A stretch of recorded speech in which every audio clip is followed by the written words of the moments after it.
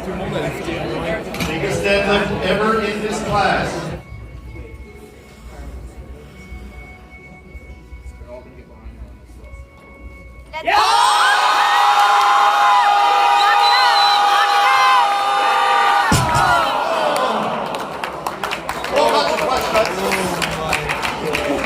Guys, featuring Kafui from Kafui Fitness. So as you just saw, that was 733 pounds, and I passed out right as I was locking up at the top. Oh, it was very unfortunate because I was so close to hitting that lift, but it is what it is. I will more than hit that in the future as I cruise to the higher sevens. But anyways, a lot of people are asking me what happened during that lift. Why did I pass out? So I'm basically going to explain to you what happened, why I passed out, and I'm going to go a bit more into explaining the bracing technique I use in order to help me stay safe and stable as I lift, but also some of the kind of dangers of why it can lead to people passing out in big lifts.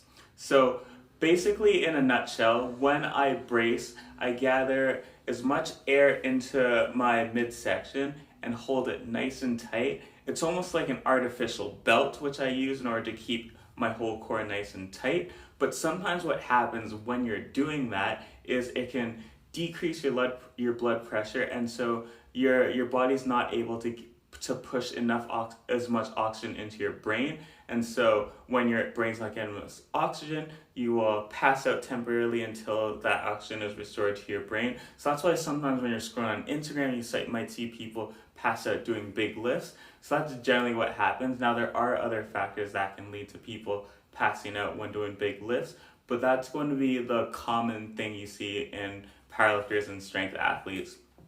So if there's a chance of passing out, why do we brace like that? Well, one of the major things is when you're lifting heavy load, whether be it you're squatting, you're deadlifting, bracing helps you to increase your intra-abdominal pressure, which is going to help you to keep your whole entire core tight, and they're going to help you to keep your torso aligned as well. So let's say you weren't bracing. If you were coming out of the squat, it might kind of fold your torso in and you might not have a very efficient lift. So actually, give me 1 second. I'm going to quickly show you an example of what I mean in application. So let's get to it. Oftentimes when you hear people talking about how to breathe when working out, you'll hear even a lot of personal trainers say this: inhale on your whole eccentric and exhale on your concentric. So when squatting, what does that look like? It would be me inhaling as I'm going down and then exhaling on my way out. So I'm going to show you what that looks like in application.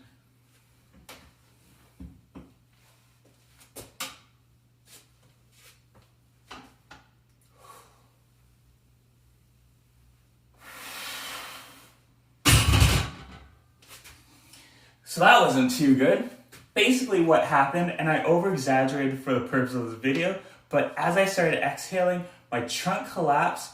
It took me out of a straight bar path, so it took away from a good bar path, forcing my body to shift forward, my chest down. And so if, like with 135 pounds, it would have been a big deal. But the issue is, let's say in competition, I was doing a max lift with around upwards of 500 pounds to 600 pounds. So if that happened, it'd be very hard for me to good morning that amount of weight. So that's why when it comes to lifting, a lot of strength athletes will brace because it helps you to increase your intra-abdominal pressure, stay a lot more stable throughout your core and trunk, and it'll help you to maintain that nice bar path as you're lifting as well. So then the debate which really happens is it worth it if there's a chance of passing out? So one of the things I'll recommend is kind of understanding your body. So if you're in the gym training and you're starting to feel lightheaded, then obviously put your foot on the gas pedal, step away a bit, and kind of, because safety is always number one. It's a little different in competition when I'm trying to become the Canadian national champ and I'm trying to, go 100% in order to hit that lift. So obviously I'm not going to do that every time I'm training in the gym. So it's kind of understanding your body's limits and making sure you're not pushing through that threshold. But it is a really great method to brace in order to help you stay nice and stable throughout your lift.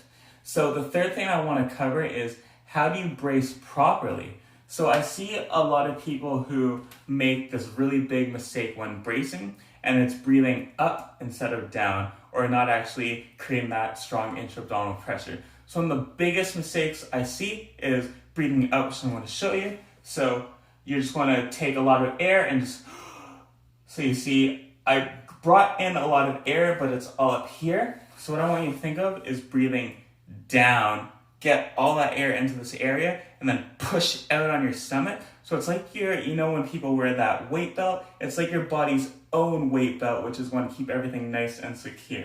So when you're bracing, so push the air down, create that intra-abdominal pressure, push out, and get nice and tight. I hope this was helpful, guys. If you have any other questions, let me know in the comments below. If there's any topics you want me to cover, any videos, any form, I will be continuing our Unlocking Efficiency series in order to help you become a better lifter on my journey to becoming a world champ, getting back my world deadlift record. So thanks a lot for watching, guys.